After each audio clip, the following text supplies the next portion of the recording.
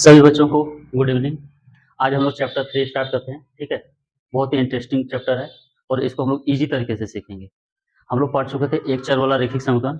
अब हम लोग पढ़ेंगे दो चर वाला रैखिक समीकरण। एक चर वाला रैखिक समीकरण में क्या था, बस एक्स रहता था। इसमें थोड़ा सा बढ़ जाएगा, दो चर वाला रैखिक समीकरण में एक्स और वाई दोनों होगा। चलिए हम पहले इसका फॉर्म देखते हैं, स्टैंडर्ड फॉर्म क्या होता है, उस पर एग्जाम्पल देखेंगे। ठीक है, चलिए देखते हैं।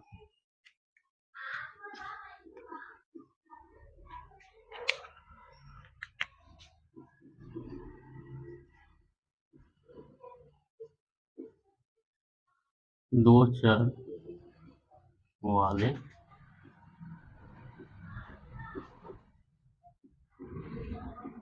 रैखिक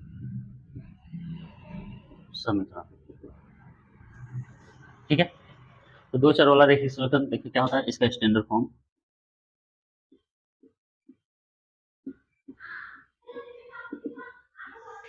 इसका स्टैंडर्ड फॉर्म होता है a x plus b y plus c बराबर जीरो। ठीक है, ये है इसका स्टैंडर्ड फॉर्म। ठीक है, अब हम लोग देखते हैं इसमें कितना चर है। इसमें कितना चर है, दो चर है। चर चर को इंग्लिश में बोलते हैं वेरिएबल। ठीक है, कितना चर है, दो चर है, एक है एक्स और एक है वाई। ठीक है, और ए और बी क्या है, इसको बोलते हैं real number. Real number, real number क्या है, ए बी सी। ठीक है, चलिए दो चर वाला में हम बोले थे कितना चर होना चाहिए, दो। हम लोग एक चर वाला में एक पढ़े थे, या तो एक्स होता था या तो वाई होता था, दोनों साथ में नहीं होता था। तो दो चर वाला में क्या देखते हैं, एक्स भी होगा, क्या होगा, वाई भी होगा। और चूंकि ये समीकरण कैसा है, दो चर वाला कैसा समीकरण है, रैखिक समीकरण। तो रैखिक समीकरण हम लोग उसी को बोलते हैं जिसमें चर पे पावर कितना होगा, एक। ठीक है, लिख देते हैं थोड़ा सा नोट में। रैखिक समीकरण किसको बोलते हैं, एक चर हो, दो चर हो, कुछ भी हो। ठीक है, रैखिक समीकरण का मतलब होता है, क्या होता है, चर में जो घात होगा, चर में कितना होगा घात, कितना होना चाहिए, एक होना चाहिए। ठीक है, जैसे यहाँ पे देखिए एक्स पे पावर वन है, वाई पे पावर वन है। ठीक है, चलिए इसका कुछ कंडीशन होता है। दो चर वाला रैखिक समीकरण होने के लिए कुछ कंडीशन होता है। पहले हम लोग समझ लिए, स्टैंडर्ड फॉर्म ये है a x plus b y plus c बराबर जीरो। ठीक है, एक्स और वाई क्या हुआ, चर हुआ, ए बी सी क्या हुआ, रियल नंबर। रियल नंबर का मतलब हो गया, रियल नंबर का मतलब क्या हुआ, चलिए थोड़ा सा हम इसको भी बता देते हैं। रियल नंबर का मतलब होता है एक, दो, तीन, चार, कुछ भी हो सकता है। ये भी हो सकता है माइनस एक, माइनस दो, माइनस तीन, ये भी हो सकता है। रूट वाला भी संख्या को रियल नंबर में, रूट थ्री, रूट, ये भी हो सकता है। ठीक है, यानी ए बी सी का मान क्या हो सकता है, एक, दो, तीन हो सकता है, माइनस में हो सकता है, रूट में भी हो सकता है। इसको क्या बोलते हैं, रियल नंबर। चलिए इसका क्या कंडीशन है, रैखिक समीकरण होने का क्या कंडीशन है, चलिए कंडीशन। ठीक है, तो पहला कंडीशन है कि चर में घात कितना होना चाहिए, एक होना चाहिए। ठीक है, कितना होना चाहिए, एक होना चाहिए। ठीक है, चलिए दूसरा कंडीशन है कि ए का मान और बी का मान जीरो नहीं होना चाहिए। ठीक है, जीरो नहीं होने का मतलब, यदि इसका मान ए का मान जीरो रख देंगे तो जीरो गुना एक्स क्या हो जाएगा, एक्स खत्म हो जाएगा। जब बी का मान जीरो रख देंगे तो जीरो गुना वाई क्या होगा, वाई खत्म हो जाएगा। तो जब वाई खत्म हो जाएगा तो सिर्फ एक्स बचेगा, यानी एक चर वाला में आ जाएगा। और जब एक्स का मान जीरो हो जाएगा, ए का मान यदि जीरो रखेंगे तो ये वाला वैल्यू क्या आ जाएगा, जीरो। और जब ये जीरो हो गया, खाली वाई के टर्म में इक्वेशन रह जाएगा, तो क्या हो जाएगा, एक चर वाला। इसका कहने का है कि ए और बी का मान जीरो नहीं होना चाहिए। ठीक है, इतना ही था इसका स्टैंडर्ड फॉर्म। स्टैंडर्ड फॉर्म में वेरिएबल और जो नॉन वेरिएबल है उसको कहते हैं रियल नंबर। ठीक है, कंडीशन क्या है, चर में घात एक होना चाहिए, जैसे यहाँ पे एक्स पे एक है, वाई पे एक है। ठीक है, और ए और बी का मान क्या होता है, जीरो नहीं होना चाहिए। चलिए अब हम लोग आपका एक्सरसाइज से जो रिलेटेड है उसको पढ़ते हैं।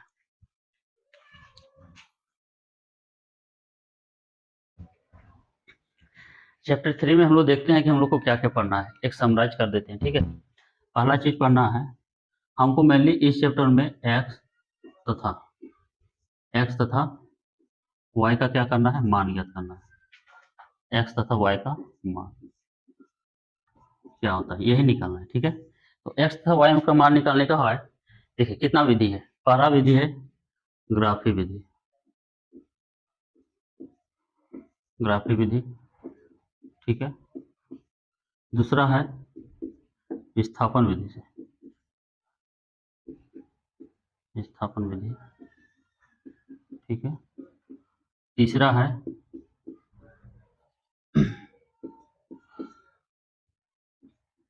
विलोपन विधि, विलोपन विधि। और चौथा है रजगुणन विधि,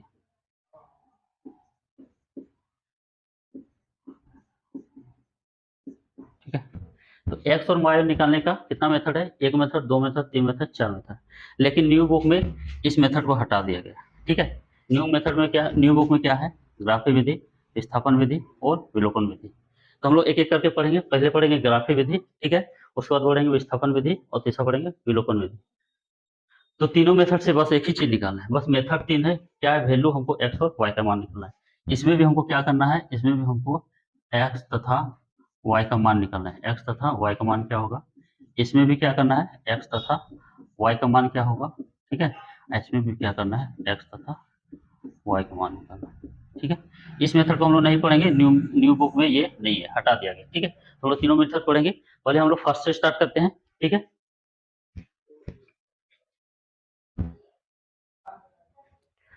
तो चलिए हम लोग देखते हैं कि ग्राफिकल मेथड से किस तरह का इक्वेशन को हम लोग सॉल्व कर सकते हैं, मतलब किस तरह का इक्वेशन से हम लोग एक्स और वाई का मान निकाल सकते हैं, ठीक है। इसका कंडीशन है, पहला कंडीशन है, देखिए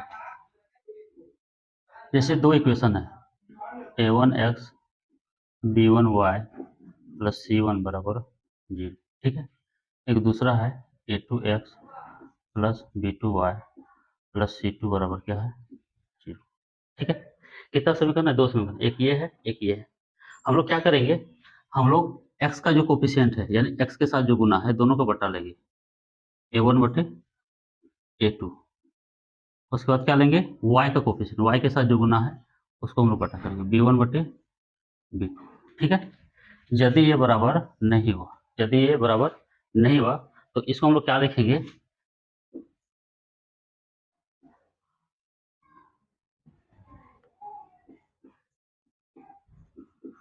ग्राफ निरूपण।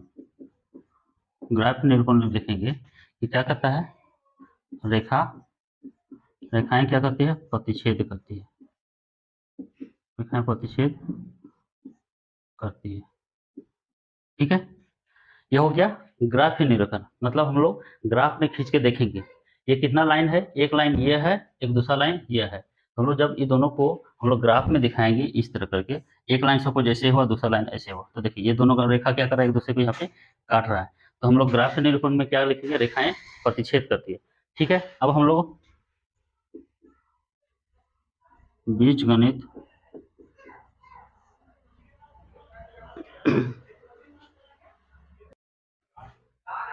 ग्राफ निरूपण हो गया। बीज गणित निरूपण क्या होगा? बीज गणित निरूपण का मतलब होता है एक्स और वाई का कई ठो मान निकलो। ग्राफ निरूपण का मतलब होता है कि ये जो एक लाइन है, ये जो एक लाइन है, दोनों लाइन को जब हम लोग ग्राफ में खींचे तो क्या हुआ? तो ये दोनों काट दिया। तो हम लोग क्या लिखेंगे? ग्राफ निरूपण में रेखा क्या करता है? प्रतिच्छेद करता है। ग्राफ में इसी तरह दिख रहा है, किस तरह दिख रहा है? प्रतिच्छेद करता है। तो बीजगणित निरूपण में क्या करेंगे? बीजगणित निरूपण में हम लोग दिखाएंगे कि जब दोनों रेखा काटा तो एक्स का कई ठो मान निकला, एक ठो निकला, दो ठो निकला, तीन ठो निकला, वाई का कई ठो मान निकला, ठीक है। वही होता है बीजगणित निरूपण। तो हम लोग लिखेंगे अद्वितीय हल। क्या लिखेंगे? अद्वितीय हल, ठीक है। अब हम लोग समझते हैं अद्वितीय हल क्या होता है। तो अद्वितीय हल समझने से पहले हम लोग समझते हैं द्वितीय हल। द्वितीय हल क्या होता है? द्वितीय हल, द्वितीय हल मतलब दो हल। क्या होगा? दो हल। द्वितीय हल का मतलब होता है दो हल निकलना। इसके आगे लगा दिए अद्वितीय हल, मतलब दो हल नहीं निकलेगा। कितना हल निकलेगा? एक हल निकलेगा। तो यदि एक्स का कोफिशिएंट पहला समीकरण से और एक्स का कोफिशिएंट दूसरा समीकरण से, दोनों को बटा करेंगे और यहाँ भी बटा करेंगे। यदि ये बटा ये और ये बटा ये बराबर नहीं निकला तो हम लोग क्या बोलेंगे कि रेखा क्या करता है? प्रतिच्छेद करता है। और हल कैसे निकलेगा? अद्वितीय हल, मतलब लिख देते हैं ब्रैकेट में, एक हल होगा। एक हल होगा मतलब जब दो समीकरण को सॉल्व करेंगे तो एक्स का एक ठो मान निकलेगा और वाई का एक ठो मान निकलेगा, ठीक है। चलिए इसका एक एग्जांपल देते हैं हम। चलिए यहाँ मेरे पास दो समीकरण है, एक समीकरण ये है, एक समीकरण ये है। ये दोनों समीकरण कोई लिख देगा और पूछेगा कि बताइए x का कई ठो मान निकलेगा और y का कई ठो मान निकलेगा, कि माने नहीं निकलेगा, x और y का माने नहीं निकलेगा, तो हम लोग क्या करते हैं, इसको चेक करते हैं। ठीक है, दो समीकरण से हम लोग x का कई ठो मान निकाल सकते हैं, एक ठो, दो ठो, हजार ठो, या एक ही ठो निकलेगा या एक ठो नहीं निकलेगा, कैसे चेक करेंगे। ठीक है, तो हम लोग क्या करेंगे, इसको मान लेते हैं समीकरण फर्स्ट, समीकरण फर्स्ट, इसको मान लेते हैं समीकरण सेकंड। ठीक है, चलिए हम बोले क्या चुनना है, ए बी सी। चलिए हम बोले थे एक्स के साथ जो गुना है उसको बोलते हैं ए, समीकरण फर्स्ट से। ठीक है, चलिए ए वन पहला से चुन रहे हैं तो ए वन नाम देंगे, एक्स के आगे जो गुना है उसको बोलते हैं ए। बी वन हम लोग चुनते हैं, वाई के आगे जो गुना है, तो वाई के आगे गुना क्या है, -2, सी वन चुनते हैं। ठीक है, सी वन तो हम लोग देख रहे हैं एक्स और वाई के बाद, जैसे इसमें देखिए एक्स एक टर्म है, दो टर्म है, तीसरा टर्म है, तो इसको हम लोग सी बोल सकते हैं, इसमें तीसरा टर्म है ये नहीं, तो सी का मान हम लोग लिख देंगे 0। ठीक है, नेक्स्ट देखिए, इससे देखिए समीकरण दो से क्या करेंगे, एक्स का मान ए वन का मान हो गया है, ए टू का मान निकालेंगे, तो एक्स के पहले जो है उसको बोलते हैं ए टू, अब निकालेंगे बी टू, वाई के पहले जो है उसको बोलते हैं बी टू, और निकालेंगे सी टू, जो फ्री रहता है जिसमें एक्स और वाई गुना नहीं रहता है उसकी बोलते हैं सी, कितना है, -20। ठीक है, चलिए हमको फाइनली क्या निकालना था, हमको निकालना था ए बी सी, क्या निकालना है, ए बी सी। तो पहला समीकरण से निकाल रहे हैं तो ए वन बी वन सी वन रख देंगे, दूसरा समीकरण से निकाल रहे हैं तो ए बी सी निकालना है, लेकिन दूसरा से निकाल रहे हैं तो A two B two C two. ठीक है, 1 1 इसलिए दिए कहे कि पहला समीकरण से ए बी सी निकाले, 2 2 इसलिए दिए कहे कि दूसरा समीकरण से ए बी सी निकाले। ठीक है, अब क्या करना है हमको, हम बोले थे ये भाग लगाना है, ए वन बटे ए टू, और क्या करेंगे, बी वन बटे बी टू, इसको ट्राई करेंगे। तो ए वन का मान है 1 और ए टू का मान है 3, दे दिए, यहाँ बराबर लिखना भी नहीं करना है। बी वन का मान है -2 और बी टू का मान है 4। ठीक है, तो देख रहे हैं कि यहाँ 1/3 है, यहाँ 2/4 है, तो ये दोनों बराबर नहीं है। तब यहाँ बराबर नहीं है तो हम लोग यहाँ भी क्या कर सकते हैं, काट सकते हैं। तब जब ये दोनों बराबर नहीं आए तो हम लोग क्या लिखेंगे, हम लोग डायरेक्ट लिखेंगे कि रेखाएं क्या करता है, रेखाएं क्या करता है, प्रतिच्छेद करता है। क्या करता है, प्रतिच्छेद करती है। ठीक है, और कितना हल होगा, कई ठो हल निकलेगा, हल निकलेगा केवल एक हल, कितना निकलेगा, केवल एक हल। ठीक है, आप समझते हो प्रतिच्छेद करने का मतलब क्या होता है, प्रतिच्छेद करने का मतलब होता है कि ये हो गया पहला समीकरण का लाइन, ठीक है, और ये हो गया दूसरा समीकरण का लाइन, समीकरण 2। ठीक है, प्रतिच्छेद का मतलब होता है कि दोनों लाइन एक दूसरे को काटना, यहाँ पे काट रहा है, तो यहाँ पे मेरा x का मान कुछ निकलेगा और y का भी मान कुछ निकलेगा।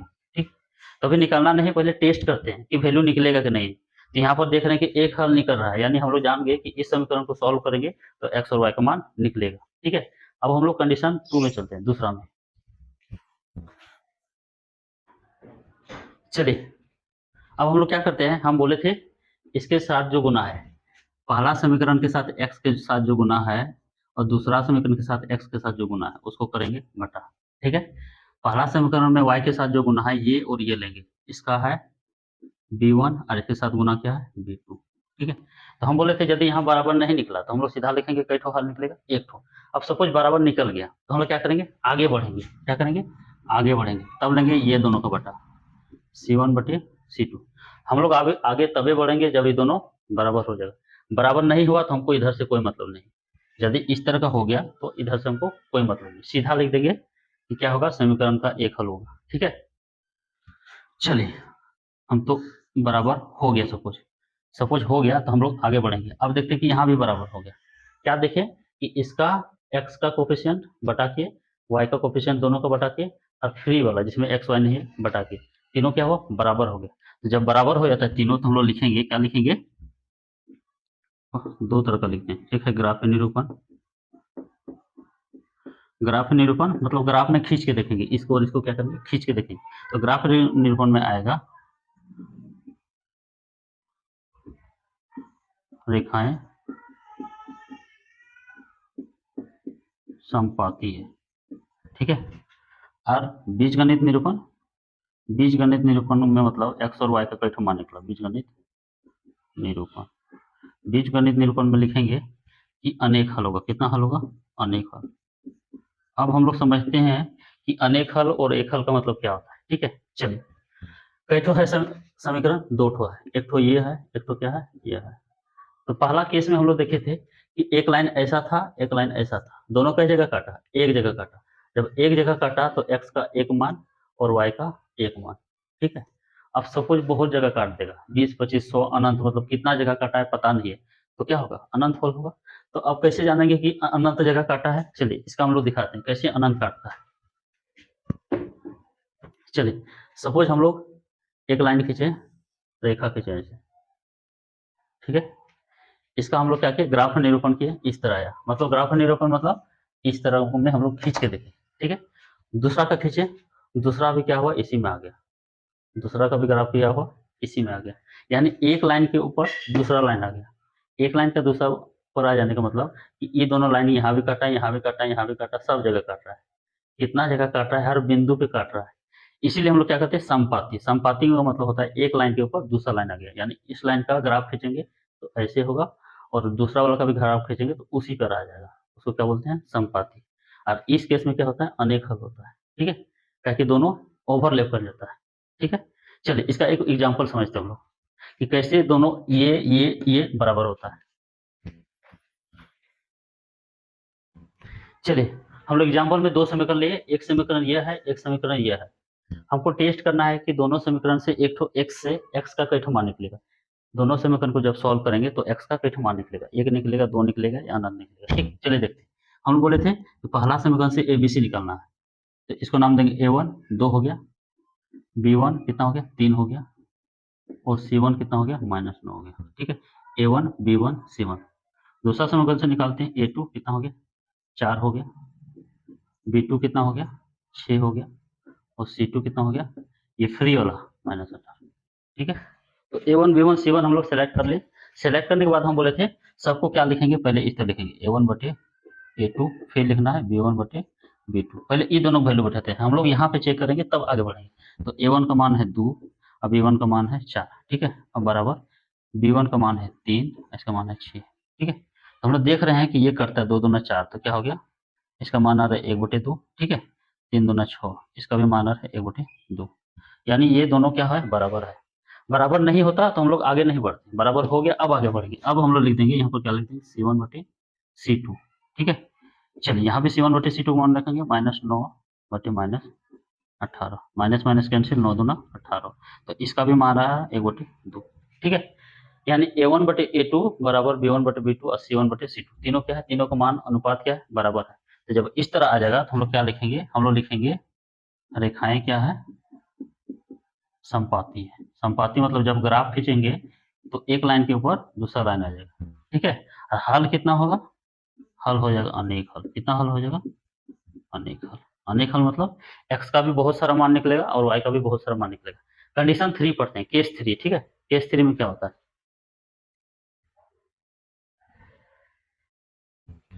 चलिए इसमें हम लोग देखते हैं। इसका हम लोग क्या करेंगे, A1 और A2, एक्स वाला कोफिशिएंट को एक साथ बटे के बराबर वाई वाला कोफिशिएंट एक साथ बटे के। हम जानते हैं यदि यहाँ पे बराबर नहीं हुआ तो हम लोग सीधा लिख देंगे क्या है, एक हल होगा या अद्वितीय हल होगा। ठीक है, क्या करेंगे, रेखा क्या करता है, प्रतिच्छेद। ठीक है, चलो सपोज यहाँ बराबर हो गया, तो वहां पर अभी तीसरा कंडीशन बराबर पढ़े थे, ये दोनों बराबर होने के बाद यदि तीसरा भी बराबर हो गया तो क्या होता है ये क्या होता है, अनेक हल निकलेगा, और रेखा क्या होता है, समपाती। अब सपोज ये दोनों बराबर है लेकिन ये बराबर नहीं है। ठीक है, ये दोनों बराबर निकल गया लेकिन ये बराबर नहीं है, तो हम लोग क्या लिखेंगे, ग्राफ निरूपण, मतलब जब हम लोग ग्राफ खींचेंगे तो रेखा किस तरह आ जाएगा, रेखा आ जाएगा समांतर। क्या आ जाएगा, समांतर। समांतर कहने का मतलब, चलिए इसको यहाँ दिखाते हैं। एक रेखा ऐसे आ जाएगा, एक रेखा ऐसे आ जाएगा। तो कोई किसी भी दो समीकरण को सॉल्व करने पर एक्स और वाई का मान तभी निकलेगा जब दोनों क्या करेगा, एक दूसरे को काटेगा। ये काटिए नहीं रहा है, नहीं काट रहा है तो एक्स और वाई का मान नहीं निकलेगा। जैसे हम लोग पहला केस में देखे थे, एक जगह काटा तो एक्स का एक ठो मान, वाई का एक ठो मान, और दूसरा समीकरण में देखे एक लाइन ऐसे है और दूसरा लाइन भी इसी पे आ गया, यानी पहला लाइन के ऊपर दूसरा लाइन, यानी बहुत जगह काट रहा है, यहाँ यहाँ यहाँ यहाँ यहाँ यहाँ, इतना काट रहा है पता नहीं चल रहा है, तो हम लोग लिख देते हैं अनेक। अभी ये दोनों टचे नहीं कर रहा है एक दूसरे को, क्या हो गया, समांतर। तो क्या करेंगे, समांतर हो जाता है, ये काटेगा तब ना सॉल्यूशन निकलेगा, ये काटवे नहीं किया तो क्या लिख देंगे, ग्राफ निरूपण, मतलब ये दोनों को हम लोग रेखा खींच के देखेंगे तो एक रेखा ऐसे हो जाएगा, एक रेखा ऐसे हो जाएगा, यानी समांतर हो जाएगा। ठीक है, बीजगणितीय निरूपण मतलब कई को वैल्यू निकलेगा,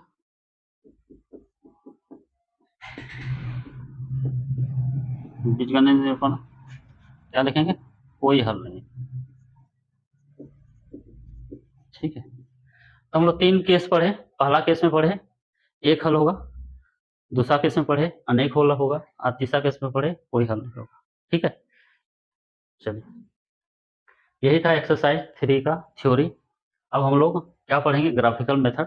तो ग्राफिकल मेथड में सॉल्यूशन उसी का निकलेगा जो कंडीशन पहला दूसरा को क्या करता है, फॉलो करता है। इस तरह का कंडीशन आ गया तो एक्स और वाई का सॉल्यूशन निकलेगा ही नहीं।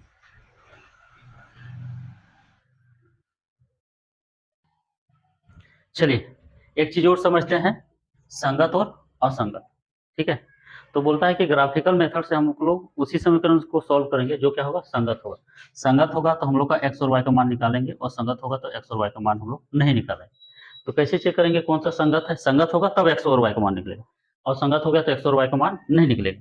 तो पहले हमको चेक करना होगा कि कौन सा संगत है कौन सा असंगत है। कैसे चेक करेंगे, हम लोग क्या करेंगे, एक्स का आगे जो इसका गुना है और इसका, यानी दोनों का एक्स का कोफिशिएंट एक साथ लेंगे, a1 बटे a2 और b1 बटे b2। यदि ऐसा हो गया तो हम लोग क्या करेंगे, ऐसा हो गया तो हम लोग लिख सकते हैं ये क्या है, संगत। ठीक है, चलिए दूसरा केस है।